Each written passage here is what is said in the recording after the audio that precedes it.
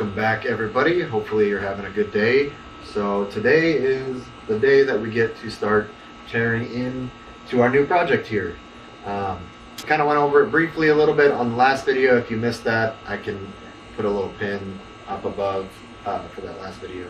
But let's take a bigger walk around on it and kind of see what we're getting into. So as I mentioned previously, this is a 2004 Polaris 700. It was in a mild house fire. As you can see, it is kind of crazy to see some of this melting. Is hard to see how it melted this like back chariot seat. But yeah.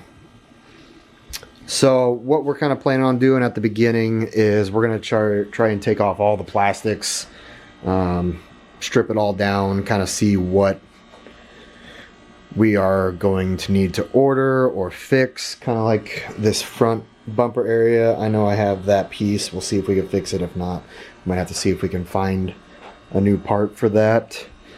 This front cluster, I don't know if that can just be fixed or if we just have to get a whole new system for that. Probably new gas tank, new seat. We'll go through the battery, fluids, everything like that, and see what we can salvage.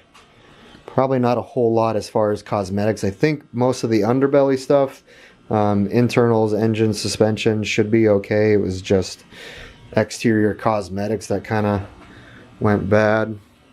Plastics, you know, shifter handle. Like I said, we're going to start tearing down all of the cosmetic stuff and kind of see what we need to order and what we can fix.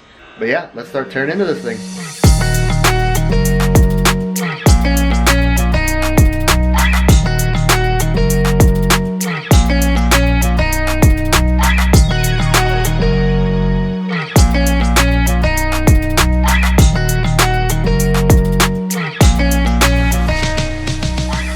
So we need to get this back chariot seat off and the back cage off. It's so melted. We're probably gonna have to cut it out because it's kind of, I don't know if you can see, it's bolted on through here, but it's the bolts are so melted on that I'm not going to be able to get to them. So we might just have to saw it off or multi-tool it off to see if we can get it apart. But so far we've got the front face off and the grill off. It already looks really weird. Alright, so we got the plastic chariot seat off. It's a little bit more of a pain in the butt than I thought because the back was so melted and wrapped around the metal bar that took a little bit more cutting than I thought. Looking at this piece, I mean, it's a little bit charred, but I don't think it's too bad. I feel like this piece might be salvageable. Just clean it up, take it off, and maybe give it a new paint job or something. Just hit it with a black rattle can or something like that. But yeah, we'll get this off. We'll get some more of the plastics off, and kind of see where we're at from there.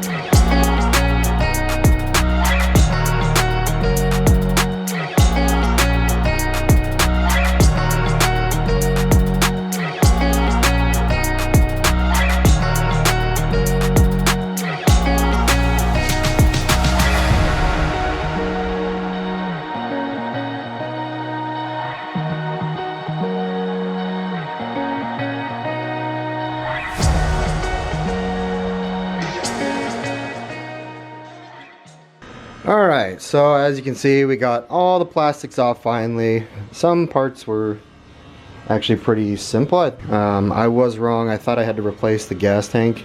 I didn't know that it was just the plastics that covered the gas tank at first. Not like a motorcycle where the gas tank is part of the bike, I guess. I have not worked on something like this, so there might be a couple different components I'm not used to.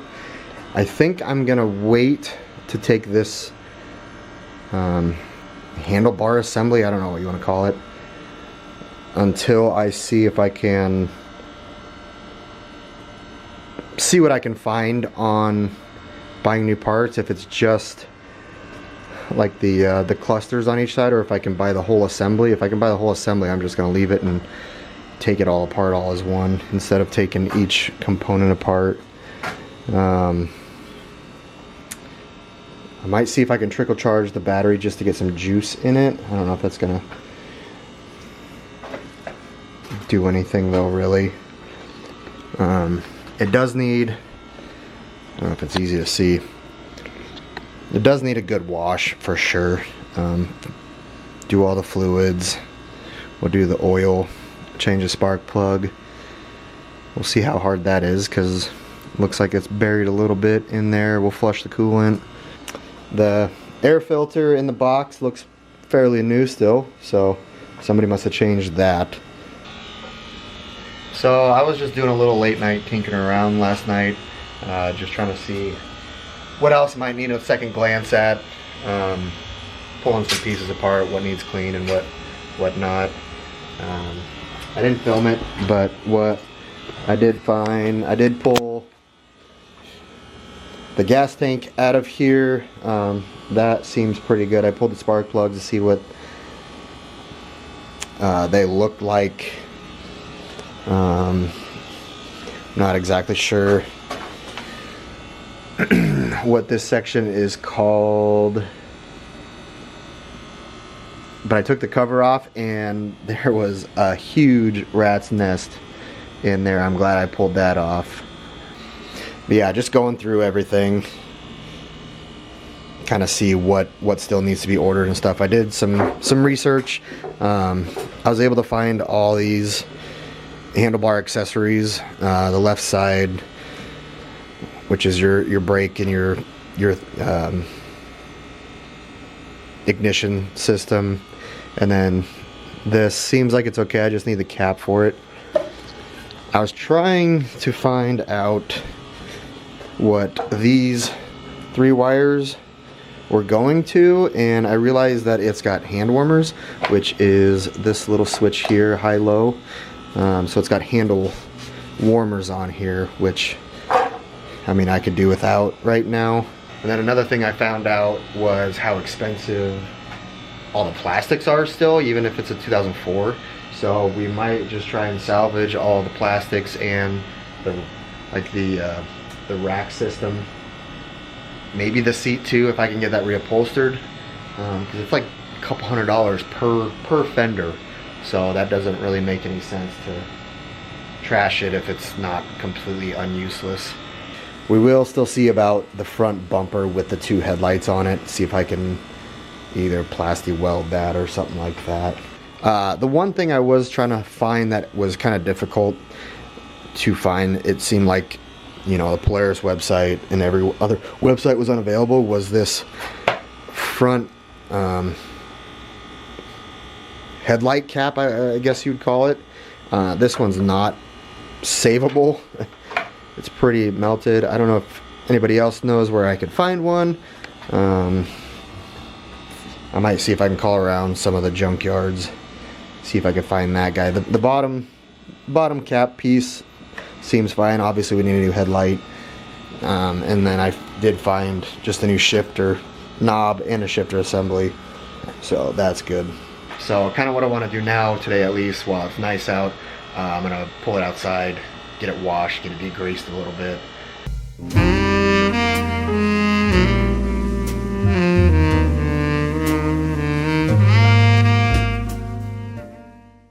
Alright, so we got it a little bit cleaned up, a little bit better than what the muddy mess was. So with it being Memorial Weekend, this is definitely going to be broken up into multiple days worth of videos, and then obviously we have to wait for parts to come in. So what I want to kind of do right now is just get these different tires and rims on this just to see. I put some air in the other ones, and I'm going to see if those are going to hold air like over the week and everything. And I like the way the black looks.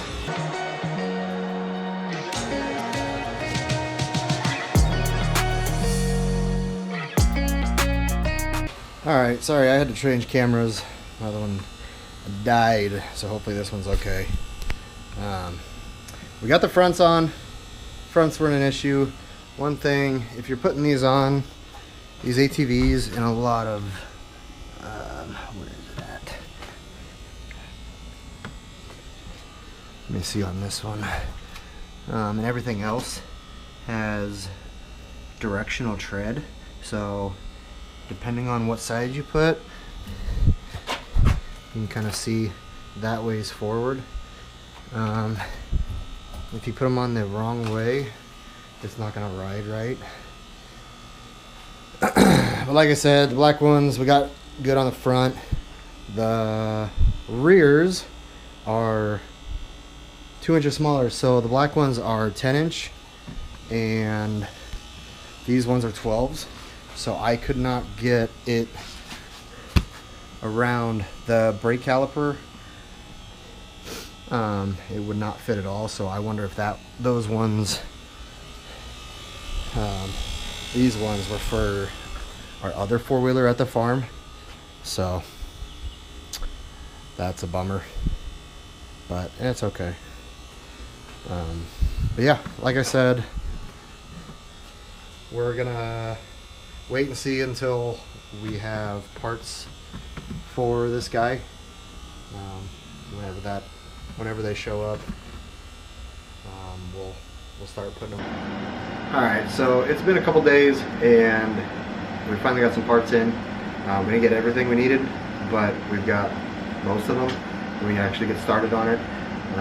We got the correct battery that goes into it. The one that was in it was dead and it's not the right size anyways. This one's really good. We got oil, transmission fluid, oil filter.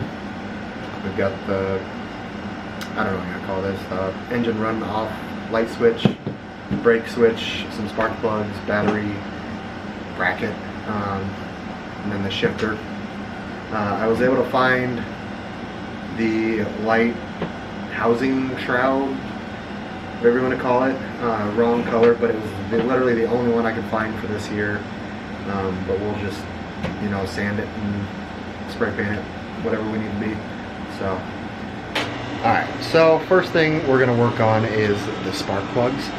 This is a 2-cylinder, so it's going to have 2 spark plugs. One is located right here, the other one's on the other side of the head, right on top. They're pretty simple. Yeah, let's get those pulled up and get those changed out. Definitely want to make sure you don't swap your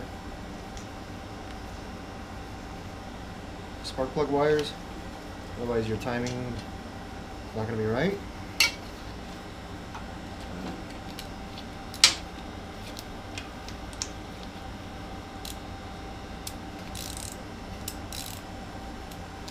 I think I already loosened these ones up. I was checking them before. Yeah.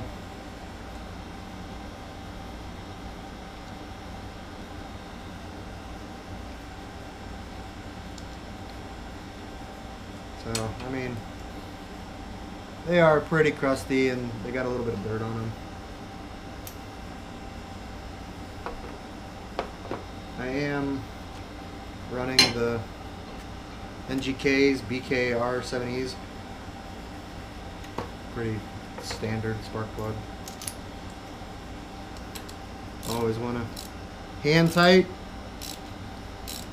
and then finish with the ratchet until it's nice and snug.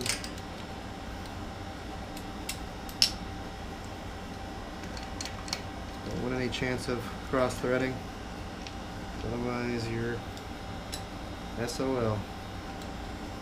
And just make sure you replace your caps. It should click in that.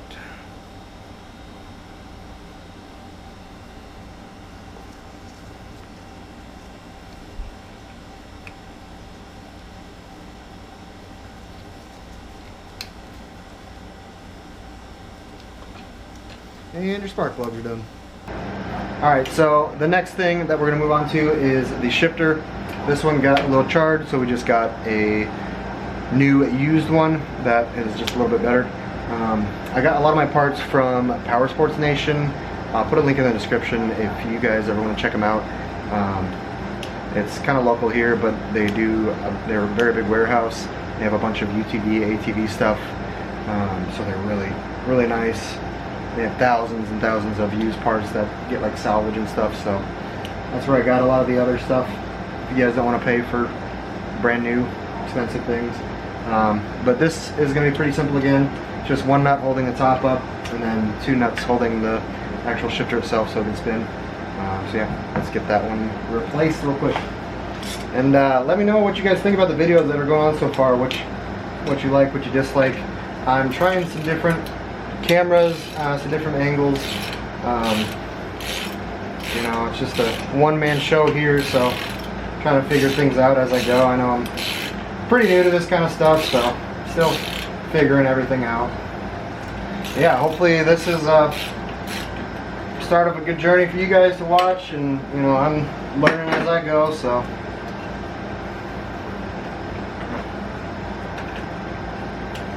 it's nice to learn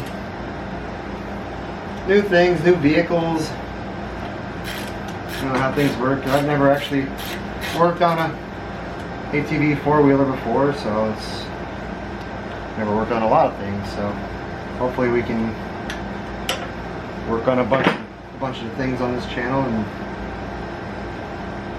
get them fixed up, get them running, have some fun in the process.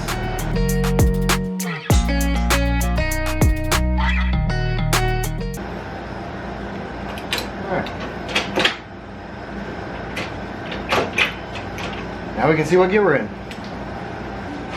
So now that we got the shifter knob changed over to the new one, we're going to start working on the handlebar stuff. I don't know what you want to call this, the kill switch, I guess, with the light switch on it, the front brake lever. I'm gonna keep this cap on for now. This is just the throttle assembly. There's nothing wrong with the throttle itself, it's just an ugly looking cap, which is what it is. I don't have handles yet, or I might wait on the handle warmers. It's middle of June or May right now. No, it's June. Yeah. Duh. I might wait on the handle warmers themselves. For now, it's June. I don't really need them. I can put them on later.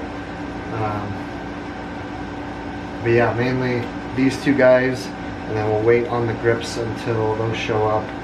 Still waiting on the speedometer, tachometer, and I think you guys can't see it here, but the front light is actually good. It's just dirty, so we'll get that cleaned up, get a new bulb for it, and kind of check some of these wires and everything. So we'll get this stuff torn apart and swapped over. And this kill switch slash light switch is just held on by an Allen screw onto the handle itself. So you just get that loosened up, you get your wires off. I believe, yep.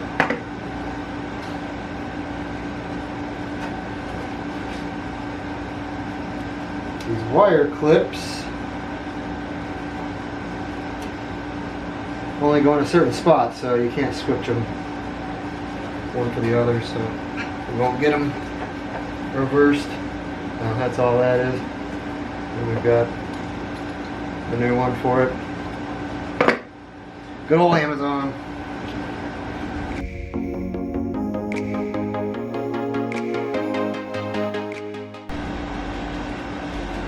Camera died there for a second. It's got these electronic tabs and it makes the clicking noise. I'm assuming that is a brake light, but the old one didn't have it. So I don't know, I'm gonna have to do some investigation on that, and maybe we don't need it, I don't know. We'll find out though.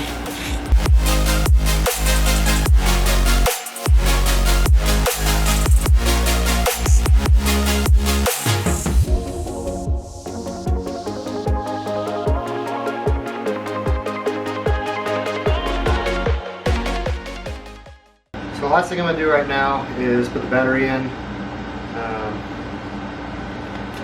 So this was the old battery that was in it. You can see kind of the size difference. I think this was just to get it going or something. I don't know. It's a very small one. It's not the right size. This is the right size.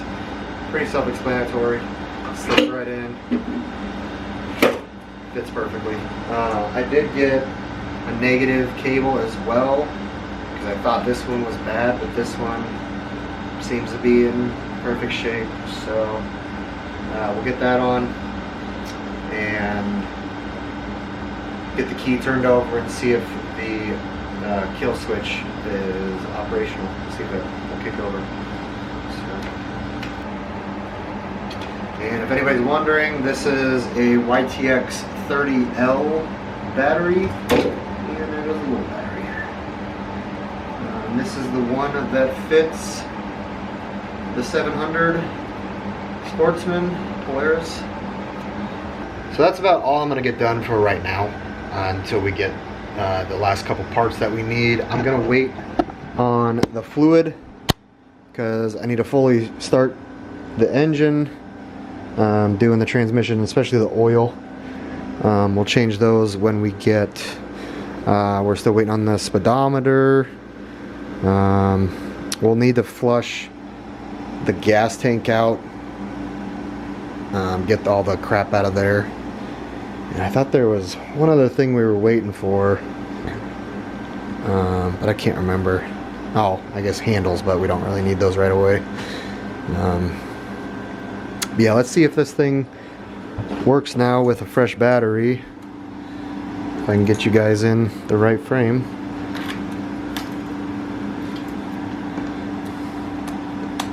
Oh look. Well, low doesn't work, but high works. Sweet, so that works. So this is off, run. She fires up. Obviously there's no gas tank, so there's no gas. It's not going to run right away. But like I said, we need brake fluid, and then we can do the other fluids, the oil filter, transmission.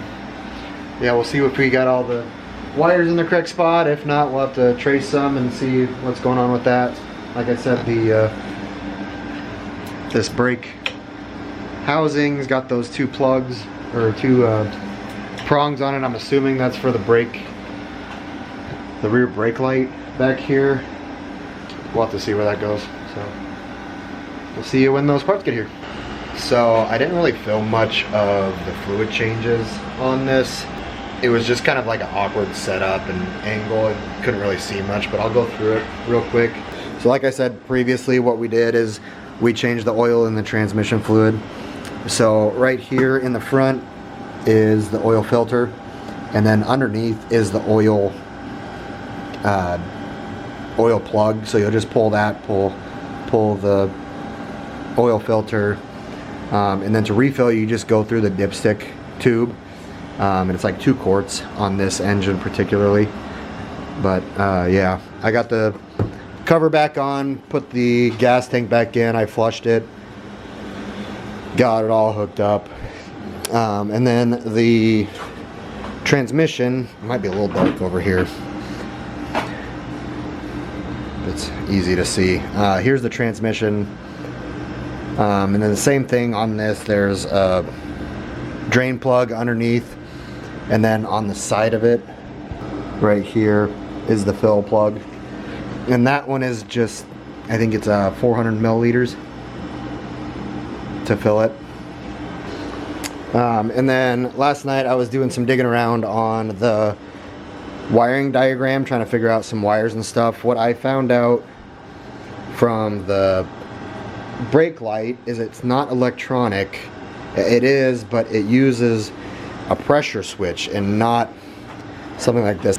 So I'm assuming with these prongs on this brake handle assembly, that's in case your four-wheeler has an electronic brake light. But this one uses a pressure switch, and I don't know if you can see it in here anymore. There it is. Right here is the That's a really crappy look right there. That's the pressure switch for the brake lights and everything. So that'll use the front and the back. And then once pressure is applied, you know, it'll open or close it and the light will turn on. But I also found out the bulb is bad on that one along with the headlamp. So we'll have to get some bulbs there. And then on that rack in the front that is right here, we're still gonna fix that plastic, but I think I'm just gonna swap these 4-inch lights and I'm just gonna do like a 4-inch LED light on each one and then wire them up, because those light housings I can't really find anymore. That's about all we have to do right now as far as getting it ready to go to be started and tested and see if everything is running smoothly and working like it should. Obviously we can't test the lights at the moment, but we can test the throttle and the brakes and everything like that. I did bleed the brakes already. I topped it off, so it has, it's kind of interesting. I guess I haven't seen this before. It's got double disc brakes in the front and then the back is just the right. I don't think you're supposed to use the back as much. That's the foot pedal on the right side. But yeah, the dual discs, they have bleeders. What I found is this reservoir actually has a bleeder on its own, so all you have to do is just open the cap and let pressure bubble out until it squirts out, and then you can close it and it works fine. So all you gotta do is just turn the ignition on, your engine run off, let the primer go on the fuel pump. I would usually cycle that a couple times just to get it primed nice and well. Make sure you're in neutral, and then hopefully it starts.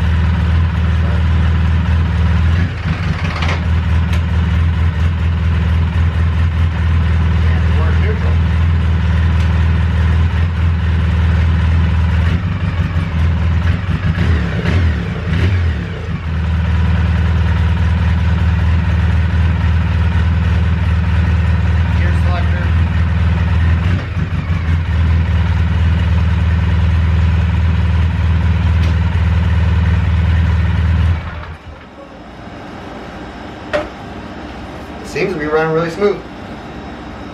Sounds good to me. New spark plugs, brand new battery,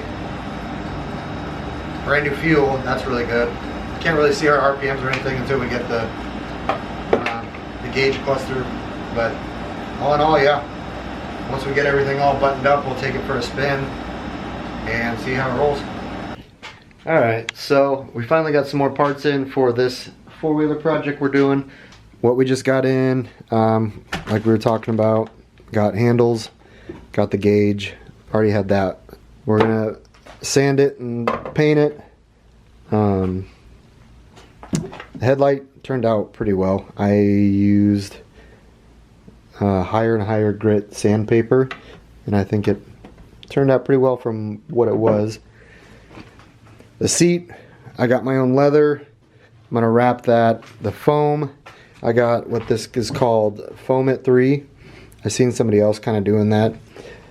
Since this foam is kind of eaten up a little bit, what you can do is just pour that in there and let it rise. The idea is using this as the expanding foam on the seat. I know they make higher levels like Foam It 4, Foam It 5. You kind of want to find the right density of foam as the same as your seat. The higher it is, the higher the density is.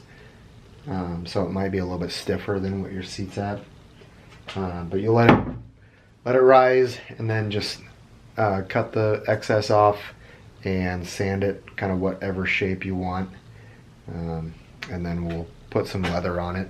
I did get the front light bulb for the headlight itself. That's working good. Still waiting on the tail light. That'll be in tomorrow. And I was messing around with this and I noticed that there was no brake pressure on the rear brake. Took the caliper apart and noticed that this little brake reservoir, or not the reservoir, but the pump itself doesn't have any pressure on it. So I've got that ordered. That'll be in tomorrow. So yeah, let's keep plugging away.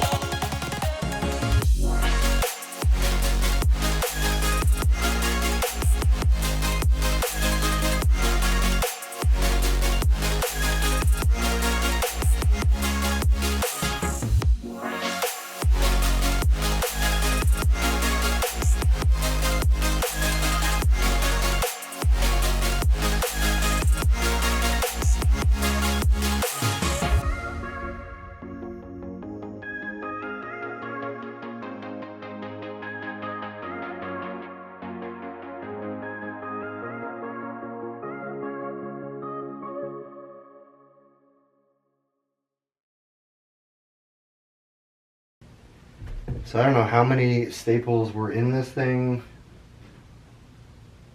but there was a lot. That kind of sucked.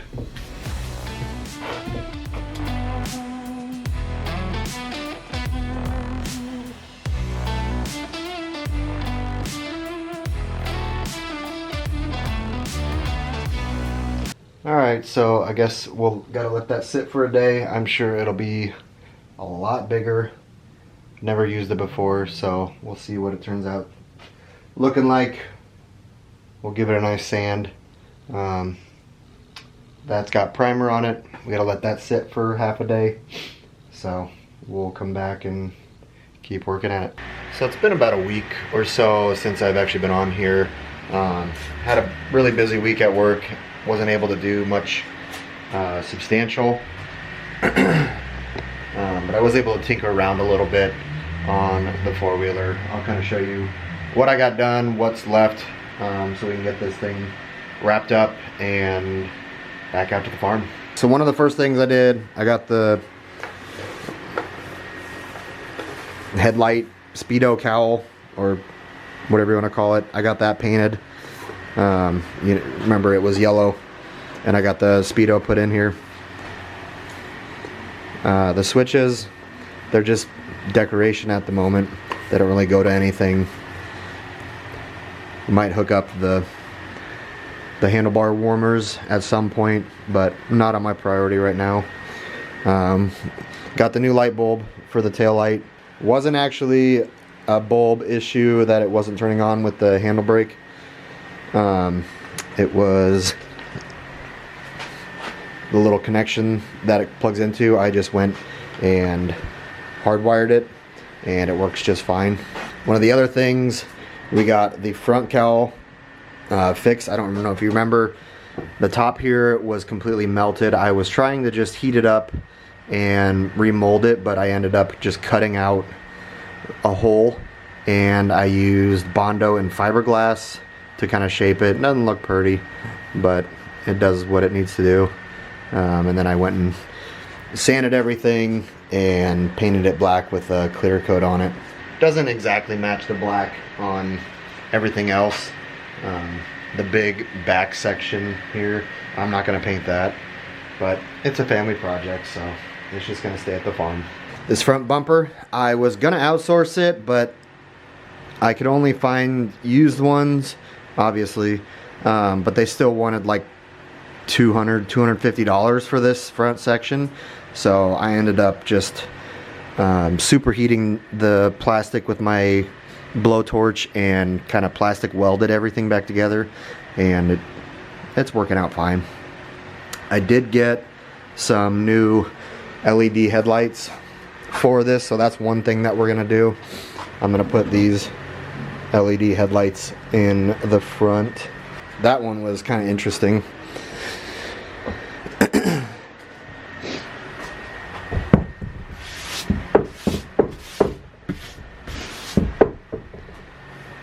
The seat was a fun and interesting project to figure out.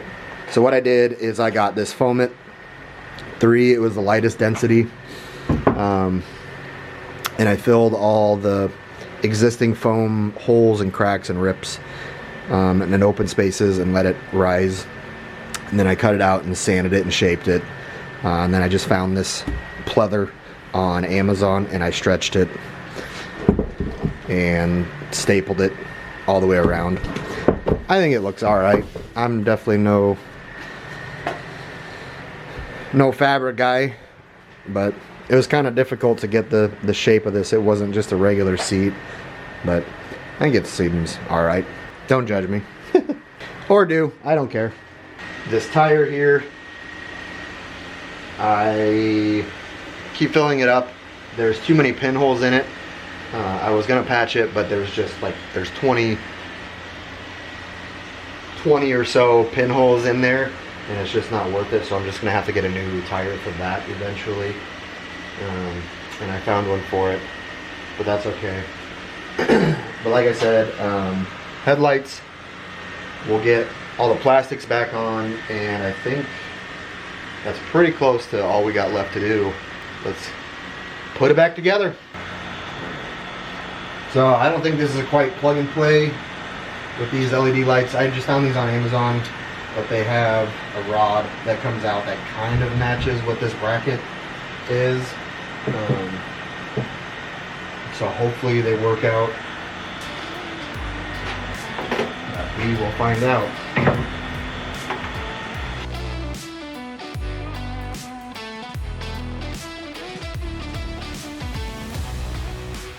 So since this bracket is too small, and the way that these lights protrude from the bracket itself this way, I'm not able to get that length, so I'm just gonna drill some holes, because all it is just a couple bolts and nuts that hold it on.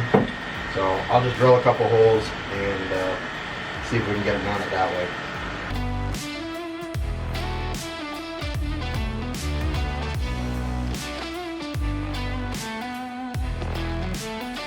One mounted was a little bit of finicking around, a little bit of customization, or rather removing some parts that we needed to take off. I took off the plastic bracket on the back side that used to hold the old ones, but since if these ever give out, we'll probably stay with the LED ones. We don't really need this bracket anymore, so I just buzzsawed it off, and Bob's your uncle. What? Now we just got to do the same thing to this side. We should be good to go. Alright, we got LED lights. Sweet. Now the fun part is figuring out how everything went back together.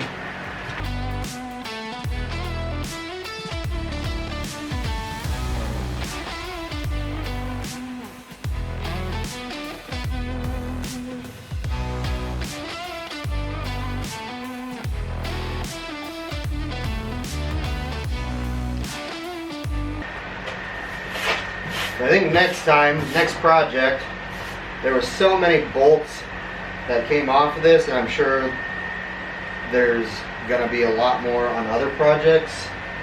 To be fair, I didn't think I was gonna keep any of the plastics, and it all would have came with new ones, I think.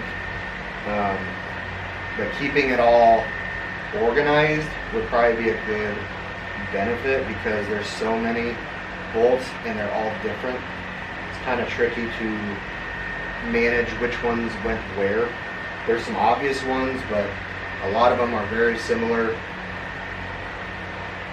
So yeah, keeping it organized and knowing where they go would probably benefit a lot.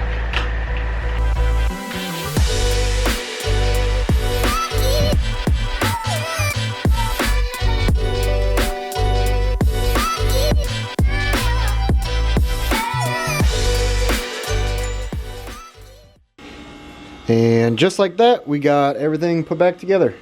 All the plastics are on, minus that back seat. That was, you guys seen it, that charred back seat obviously wasn't going back on. Plastics are all back on. The only thing that I had an issue with was this plastic going on to that top portion. I think this top gas tank plastic piece kind of warped when it was a little warm, and it kind of sucked everything in, something like that. But honestly, I'm not too worried about it. All the dash works. Throw it into everything, looks like it's working. LED headlights are looking pretty sweet. Those will be nice to see once it's dark out. But yeah, everything seems to be pretty good. Got the taillight working, and it does work with the brake. Yeah, she's all put back together. Let's go take it on the street real quick and see how everything's going. I know most of it was more electrical, not so much mechanical, so it should be working pretty good, but get all the kinks and, you know, get some fluid running through it and see how she's running. Alright, so I guess one thing I need to invest in is a wearable camera mount, because I wasn't able to hold the camera and drive at the same time. But yeah, we took it on the street for a little bit. Drove pretty good. The one issue I found, and I don't know if it's easy to pick up on the camera, probably not. It seems like it's slanted a little bit to the right. Every time I would accelerate or just drive, it wanted to lean to the right and pull the handlebars over to the right. And I don't know if that just means I need to get the wheels realigned, or the shock is going out.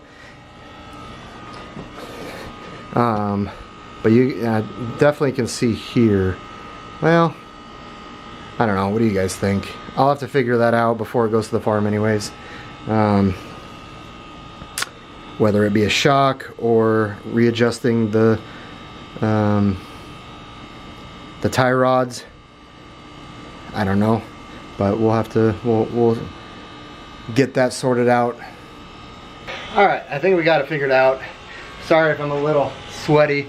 We're going through a heat wave here in the Midwest, and it's super hot in here. I don't have any AC in my shed right now, but I think I did find the problem. It wasn't so much the shocks as it was a combination of tire pressure and tie rods. So I went around and I checked the backs, and so ATV tires are like 5 to 7 PSI. So when you're a couple pounds off of that, that equates to like 10 pounds different per tire on a regular car where it has like 40 PSI. But that back right, my gauge wasn't even reading it, and it took quite a bit of pressure. It looked like it was full just because of the new tread, so it's keeping it up, but I never checked it, so I put 7 pounds in it, and it fixed the rake, or not the rake, but the I don't know what you call it, camber of the four-wheeler, so now it's sitting a lot more flush. And I also found that these tie rods, this one wasn't so bad. It was more the right one. It had some front back wobble in it, not a whole lot, but I feel like enough to warrant it, the four-wheeler to veer to the right. So I just went ahead and put some new tie rods in, both left and right. I did take it out on the road just now, and it's driving super straight now, and it's super tight and responsive when you turn it, which before it wasn't doing that. It was really loosey-goosey, if you want. But yeah, that makes me happy that we kind of figured that out, and I didn't have to spend $200 on some new shocks. That would have sucked. Yeah, now the real test is to take it out to the farm and see how it does out there. All right, we finally got the four-wheeler back at the farm where we picked it up from. We're gonna take it out on some trails and everything back here. We got a little bit of property out here, so we'll see how she handles, how everything works out. I'm looking forward to seeing how tight the steering is with those new tie rods that we just put in. So yeah, let's take it out on some trails and see how she does. All right, so I'm probably gonna have to do this one-handed. I don't know if it's easy to hear or not, but we just have cedars and trails everywhere, so it should be pretty easy. Hopefully you guys can hear this. If not, I'll probably put some music through this, but we'll just drive around a little bit.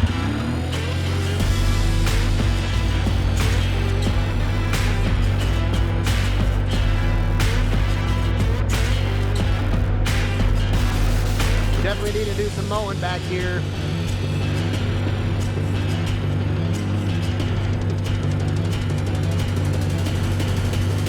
We got quite a bit of property, so it's a little bit of a task. And it's really hilly, so. Surprise, shawty! Let's go.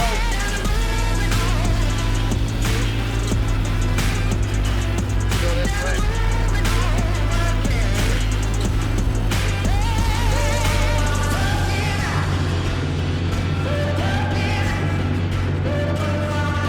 Doing much of the engine, she's doing pretty good. Just doing some fresh fluid changes. Definitely airing up all those tires. Definitely helps out. I keep forgetting that this is a 700, so this thing's pretty quick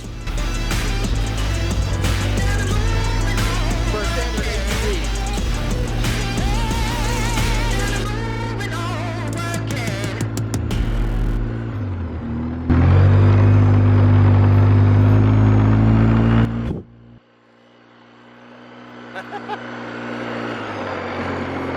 Oh yeah. She's definitely thick back here. That's what she said.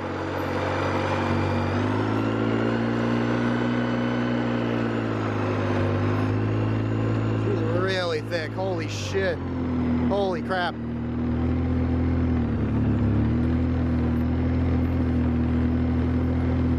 Need to do some mowing back here. Now we're coming up to our lookout spot. We can see a lot of see a bunch of everything for miles.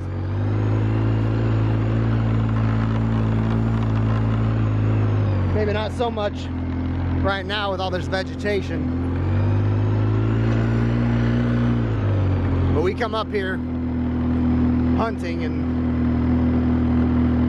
you know, in the wintertime it's not as crazy.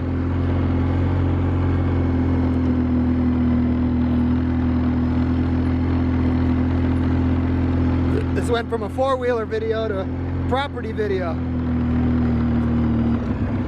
I'd say that's a job well done. I'm still gonna be on the lookout for a tire that just keeps going flat. Not super fast, but we'll get one eventually there. But I'm super happy with how this turned out, as it being pretty much my first real project. But yeah, super happy with it. I'm glad father-in-law can get this four-wheeler back on the property and utilize it like it's supposed to be. We have another one, but it's only a 500, so it can't do as much. This 700, you know, hauls and ships more. But yeah, really happy. Hopefully you guys enjoyed this video. I really did. If anybody's still here at the end, I appreciate you, and I appreciate everybody that's watching this. You know, leave in the comments what you'd like to see next. I know I have a few ideas, kind of what I want to do or want to work on. But yeah, let me know what you guys think about it. If you can, give me a thumbs up and a subscribe down below. But yeah, we'll see you in the next video.